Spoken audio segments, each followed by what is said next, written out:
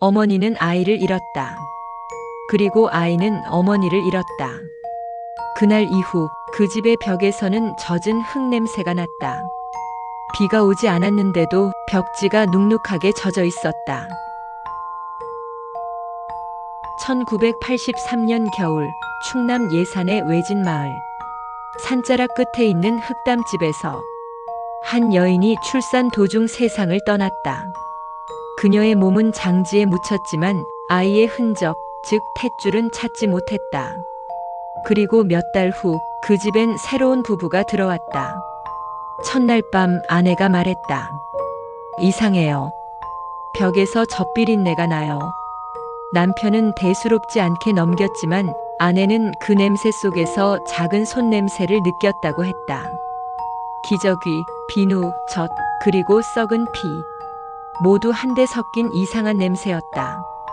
다음 날 새벽 천장에서 무언가 뚝 떨어졌다. 길고 붉은 줄기였다. 끝에는 잘린 살점이 매달려 있었다. 밤의 서사 12번째 기록 탯줄의 집. 이 이야기는 죽은 어머니가 잃어버린 아이를 다시 찾기 위해 돌아온 이야기입니다. 하지만 그 품으로 돌아온 것은 살아있는 아이가 아니라 피로 봉합된 기억이었습니다. 그 마을은 산이 집을 막고 있었다. 사방이 흙으로 둘러싸여 바람이 돌지 않는 땅. 사람들은 오래전부터 그곳을 묘골이라 불렀다. 무덤이 많은 골짜기라는 뜻이었다. 그 골짜기 끝에 새로 지은 집 하나가 있었다. 1983년 봄, 도시에 살던 젊은 부부가 그곳으로 내려왔다. 남편은 공무원이었다. 부서 이동으로 인사 실패를 겪고 도시를 떠나 조용히 살자는 생각이었다. 아내는 몸이 약했다. 자주 기침을 했고 손끝이 늘 차가웠다. 그럼에도 집을 보는 순간 그녀는 미소를 지었다. 이상하게 익숙해요. 이 냄새, 어릴 때 맡은 것 같아요. 그녀의 말에 남편은 웃었다. 흙 냄새야. 도시 사람들은 잘 몰라. 하지만 그날 밤부터 그 집의 흙 냄새는 달랐다. 비리지도 축축하지도 않았지만 무언가 살아있는 냄새가 났다. 피부에 닿는 듯한 따뜻한 냄새였다. 이틀째 되는 밤. 아내는 잠에서 깼다. 방 한쪽 벽에서 툭툭 물방울 떨어지는 소리가 났다. 남편은 코를 골며 잠들어 있었고 그녀는 천천히 손을 뻗었다. 벽은 차가웠다. 하지만 그 차가움 속에서 무언가 미세하게 움직였다. 그녀는 그걸 맥박 같다고 느꼈다. 벽이 숨 쉬는 것처럼 미세하게 오르고 내리고 있었다. 여보. 그녀가 남편을 흔들었지만 그 순간 소리가 멈췄다. 그리고 손끝에 묻은 건 흙이 아니라 피였다. 아침에 일어나 보니 그 부분에 벽지는 검게 변색되어 있었다. 남편은 습기 때문이야. 라며 웃었지만 아내는 그 벽을 계속 바라보았다. 그날 낮, 이장이 들렀다. 젊은 사람들 왔다길래 인사나 하러 왔어요. 그러다 그가 방 안을 보고 잠시 말을 멈췄다. 이 집 말이죠. 그는 잠깐 머뭇거렸다. 옛날에 여기 여자 하나 죽었어요. 아기를 낳다 죽었지. 그때 탯줄을 못 찾았다오. 그 말에 남편은 헛웃음을 쳤다. 이장이시니까 그런 얘기하시는군요. 하지만 아내는 아무 말도 하지 않았다. 그녀는 천천히 벽을 바라보았다. 그 벽, 바로 그 여자가 죽었다는 자리였다. 밤이 되었다. 남편은 잠들었고 아내는 또 눈을 떴다. 이번엔 벽이 아니라 천장에서 흙물이 떨어지고 있었다. 점성이 있는 붉은 물. 그리고 그 속에서 작은 무언가가 흔들렸다. 그녀가 손을 들어 올렸을 때 그건 가느다란 줄이었다. 살결 같고 부드럽고 따뜻했다. 그녀는 그 줄을 잡았다. 그리고 그 줄 끝에서 작은 손가락 같은 것이 움직였다. 그녀는 그걸 놓지 않았다. 눈물이 났다. 괜찮아, 엄마가 잡았어. 남편이 깼을 땐 아내는 바닥에 웅크린 채 울고 있었다. 아기가 있었어요. 여보, 우리 아기. 남편은 그녀를 붙잡고 말했다. 여보, 당신 아직 우리가 아이는.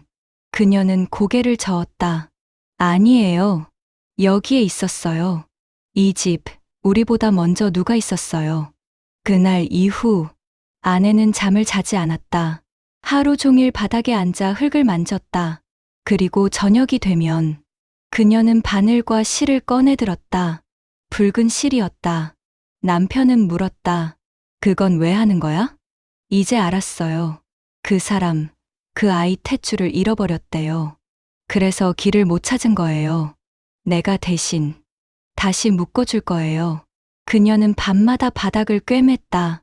실은 끝이 보이지 않았고, 실 따라가면 벽 안으로 들어갔다. 하루는 남편이 그 실을 당겼다. 그 끝에서 무언가가 당겼다. 순간 실이 뚝 끊겼고, 그와 동시에 벽 안에서 아기 우는 소리가 들렸다. 그 소리는 천천히 웃음으로 바뀌었다. 분명 아기의 웃음인데, 소리는 너무 깊고 낮았다. 아내는 벽을 향해 속삭였다. 괜찮아. 이제 엄마가 옆에 있어. 며칠 뒤, 남편은 아내의 행동을 의심하기 시작했다. 그녀는 밥도 먹지 않았고, 밤이면 벽 앞에 서서 노래를 불렀다. 잘 자라, 우리 아기. 그 목소리는 자장가였지만, 벽 너머에서 똑같은 목소리가 따라 불렀다. 어미와 아이가 합창하듯 서로의 음을 이어가며. 어느 날 밤, 남편이 깼다. 바닥이 젖어 있었다. 발밑이 끈적였다. 그가 불을 켜려는 순간, 아내가 말했다. 불 켜면 아기가 놀라요. 그녀의 손에는 붉은 실이 있었다. 실은 아내의 배에서 나와 바닥 아래로 이어져 있었다. 그 끝이 어디로 가는지는 보이지 않았다. 남편은 공포에 질려 도망쳤다. 그는 다음 날 아침 마을 어른을 불렀다. 이장은 말했다. 그 집, 터를 옮기지 않는 한 안 돼요. 거긴 아직 애를 낳던 여자의 흔적이 남아 있어요. 그 피가 말랐어야 하는데 누가 새 흙을 덮었잖아요. 남편은 도시로 돌아가기로 했다. 짐을 싸던 그날 밤, 아내는 방 안에 없었다. 그녀는 벽 안에 있었다. 벽이 부풀어 있었고 그 안에서 심하게 웃는 소리가 들렸다. 그녀는 벽 속에서 말했다. 여보, 이제 찾았어요. 우리 아기, 이제 다시 묶였어요. 벽이 울었다. 살같이 터지는 듯한 소리. 그리고 아기의 울음. 그 울음은 점점 사라졌다. 대신 두 사람이 함께 웃는 소리만 남았다. 그날 이후 그 집은 버려졌다. 사람들은 그곳을 탯줄의 집이라 불렀다. 누군가가 새벽에 그 집 근처를 지나면 흙바닥에서 바늘 긋는 소리가 들린다고 했다. 그리고 그 소리 뒤엔 늘 여자의 목소리가 따라왔다. 가만히 있어. 곧 다시 이어질 거야.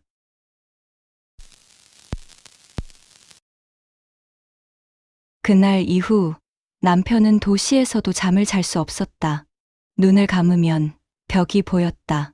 벽이 숨을 쉬고 그 안에서 피가 통하는 소리가 났다. 심장이 두 개 뛰는 소리. 그리고 그 틈에서 작게 들려오는 세 번째 박동. 그건 아기의 리듬이었다. 남편은 술을 마셔도 약을 먹어도 잠들지 못했다. 잠시라도 눈을 감으면 벽이, 실이, 그리고 아내가 그를 불렀다. 당신이 끊었잖아요. 다시 묶어야 해요. 한 달이 지나자 그는 견디지 못했다. 그는 버스에 올라 그 마을로 향했다. 운전기사는 그를 보며 말했다. 거긴 지금 아무도 안 살아요. 몇 년째 사람이 못 버텨요. 버스는 산을 넘고 또 넘었다. 마을에 도착했을 때는 이미 해가 저물고 있었다. 그가 내린 곳엔 탯줄의 집이 있었다. 벽은 검게 타 있었고 문은 열려 있었다. 바람이 불었다. 그 바람 속에서 아기 웃음소리가 섞여 있었다. 그는 문을 밀고 들어갔다. 안은 여전히 따뜻했다. 불도 없고 사람도 없는데 공기가 미묘하게 살아 있었다. 바닥엔 붉은 실이 여러 가닥 널려 있었다. 마치 누군가 큰 천을 꿰매다 멈춘 것처럼 실들이 벽을 향해 이어져 있었다. 그는 실을 밟았다. 툭! 그 순간 공기가 멈췄다. 그리고 벽이 미세하게 울었다. 아빠, 그는 몸이 굳었다. 그 목소리는 아이의 것이었지만 들릴수록 이상하게 성숙했다. 아빠, 왜 도망쳤어요? 그는 고개를 들었다. 벽이 부풀고 있었다. 벽지 아래에서 손가락 같은 것들이 꿈틀거렸다. 여러 개였다. 성인의 손, 아이의 손, 그리고 그 중간 크기의 손. 그는 뒷걸음질 쳤다. 그러나 발목에 무언가가 걸렸다. 밟고 있던 실이었다. 실이 그를 잡았다. 살처럼 차갑고 숨 쉬는 듯한 줄. 그는 실을 찢으려 했지만 그때 실 끝에서 작은 목소리가 났다. 아프잖아요, 아빠. 그는 손을 떨었다. 실이 끊어지지 않았다. 그 대신 그의 손끝이 찢어졌다. 손톱 밑으로 붉은 실이 파고들었다. 그는 비명을 지르지 못했다. 입이 마비된 것처럼 열리지 않았다. 그리고 그때 벽이 열렸다. 벽 안에서 아내가 나왔다. 그녀는 한 달 전과 똑같은 모습이었다. 흙 묻은 옷, 창백한 얼굴, 그러나 웃고 있었다. 당신 이제야 왔네요. 그녀는 손을 내밀었다. 그 손끝에는 바늘이 있었다. 그 바늘엔 실이 꿰매져 있었다. 피로 젖은 실. 아기가 혼자였어요. 이제 당신도 연결해줘야 해요. 그녀는 그의 팔에 실을 꿰매기 시작했다. 바늘이 살을 통과할 때마다 피가 아니라 흙이 흘렀다.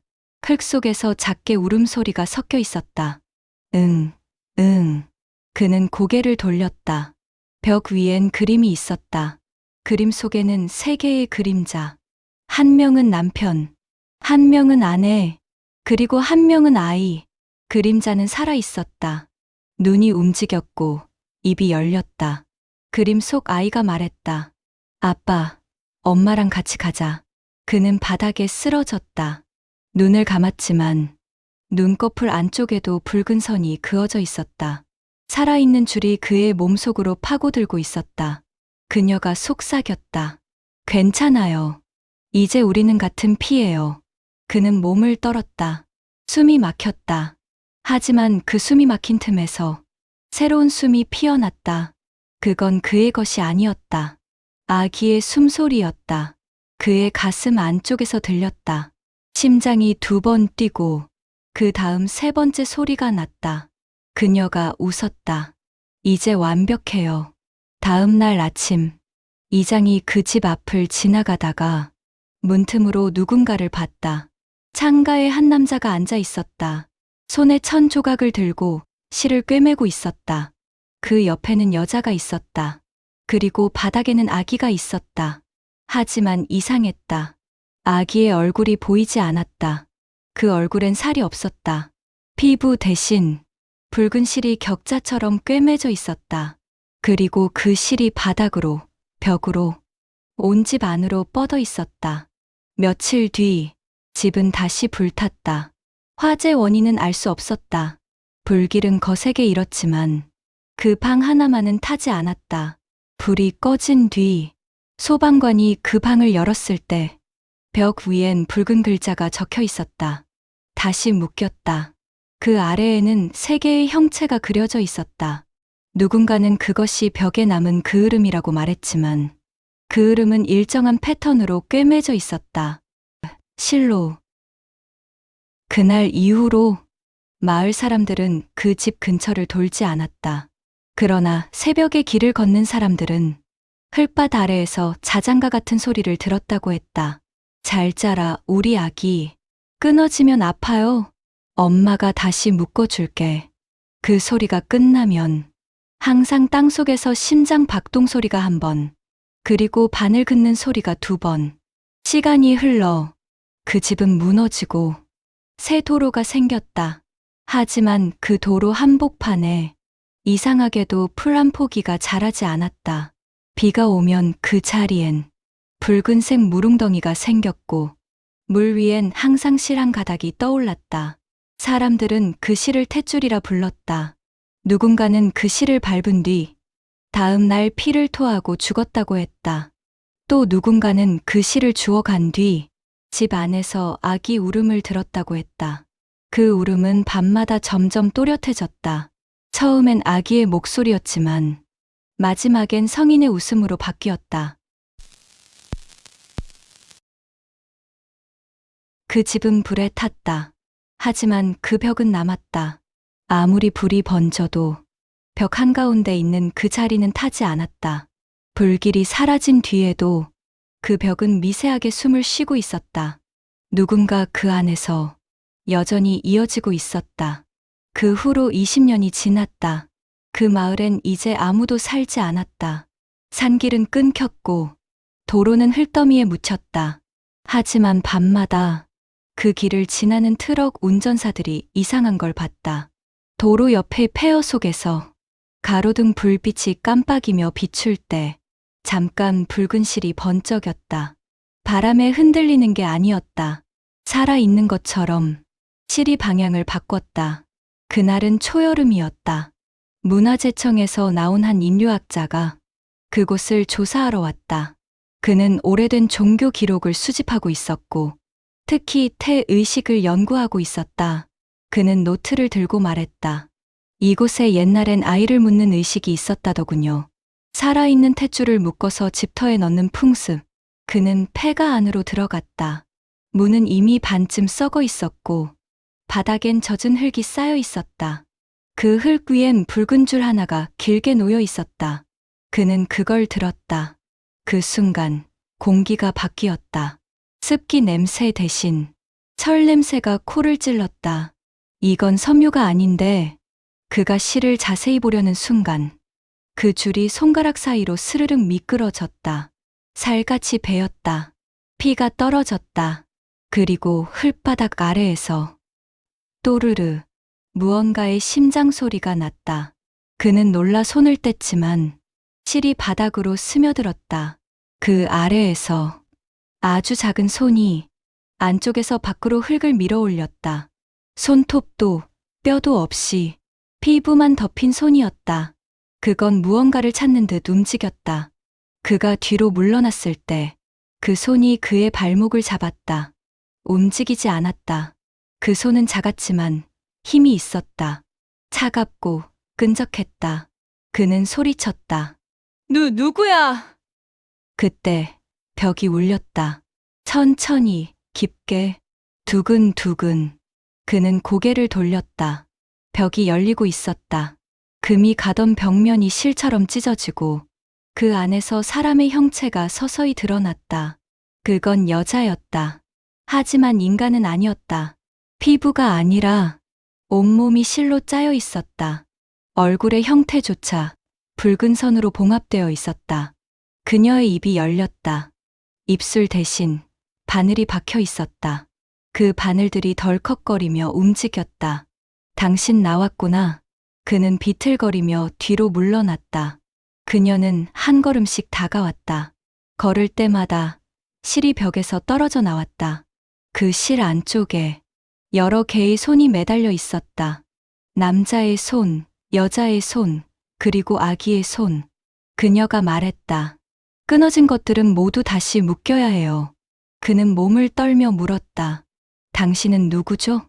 그녀는 미소를 지었다. 나는 이 집이에요. 그녀의 몸에서 붉은 실이 폭발하듯 뻗어나왔다. 천장과 벽, 바닥을 따라 그 실들이 스스로 움직였다. 그는 도망쳤지만 문이 닫혔다. 문 손잡이에서 실이 나왔다. 그 실이 그의 손가락을 묶었다. 그리고 그 실은 그의 팔 안으로 파고들었다. 핏줄을 타고 올라와 그의 목 아래에서 멈췄다. 그녀가 속삭였다. 이제 당신도 기억될 거예요. 그의 몸속에서 심장이 뛰기 시작했다. 두근두근 또르르. 그는 쓰러졌다. 눈이 풀렸다. 그녀는 천천히 그의 이마를 감쌌다. 이제 당신도 내 아이예요. 그 다음 날 그를 찾으러 온 조사가 집 안을 살폈다. 사람의 흔적은 없었다. 단지 벽 한가운데 새로 그려진 벽화가 있었다. 그림 속엔 붉은 실로 연결된 여러 인물들이 있었다. 처음엔 3명이었지만 이제는 6명이었다. 새로 들어온 인류학자의 모습도 그려져 있었다. 벽화 아래엔 글이 있었다. 피로 이어진 것들은 끊어지지 않는다. 그 후로 그곳은 문화재청의 출입금지 구역이 되었다. 그러나 새벽마다 누군가 그 근처에서 울음소리와 노래소리를 들었다. 잘 자라, 우리 아기. 엄마가 아직 여기 있단다. 소리는 땅 밑에서 울렸다. 누군가 실로 꿰매듯 매일 밤 새 생명이 만들어지고 있었다. 사람들은 말했다. 그 집이 아이를 낳는다고. 하지만 그 아이들은 살아서 나오는 게 아니라 벽 속에 그려진 채로 태어난다고. 어느 날 도로 공사 인부들이 그 털을 다시 팠다. 포크레인이 벽을 건드리자 안에서 붉은 액체가 터져 나왔다. 처음엔 물이라고 생각했지만 냄새가 달랐다. 비린내, 피 냄새였다. 한 인부가 소리쳤다. 이 안에 뭐가 있어요? 그가 삽으로 벽을 파내자 벽 안에서 천 조각이 쏟아졌다. 그리고 그 천 위에 적힌 문장이 있었다. 우린 아직 연결되어 있다. 그날 밤, 그 공사 인부 중 한 명이 집으로 돌아가지 않았다. 그의 아내는 경찰에 신고했다. 남편이 마지막으로 남긴 음성 메시지엔 이 한 문장이 있었다. 그림이 움직였어. 나한테 실이 붙었어. 그의 시신은 발견되지 않았다. 대신 그의 이름이 벽화에 새로 생겨 있었다. 그 벽은 지금도 남아 있습니다. 도로가 새로 생기고 아파트가 세워져도 그 한가운데 아무것도 지을 수 없는 빈자리 하나가 있습니다. 지적도에는 표기가 없지만 항공사진을 확대하면 그 자리에 붉은 선 하나가 보입니다. 바닥을 가로지르는 얇은 선. 실처럼 누군가 그린 듯한 그 선은 비가 와도 지워지지 않습니다. 그곳을 지나는 사람들은 말합니다. 창문을 닫아도 어디선가 실 긋는 소리가 들린다고. 슥슥. 그리고 그 소리가 멈춘 후엔 항상 같은 속삭임이 이어진다고 합니다. 다시 묶을게요. 밤의 서사는 잊힌 기록과 실존 보고서를 기반으로 한 실화형 괴이 다큐멘터리입니다. 오늘의 이야기는 탯줄의 집. 한때는 사랑으로 시작된 인연이 시간을 넘어 피와 실로 이어진 기록이었습니다. 끊어졌다고 믿었던 관계, 그건 정말 끊어진 걸까요? 당신이 지금 듣고 있는 이 목소리, 혹시 당신 귀 뒤에서 나는 건 아닐까요?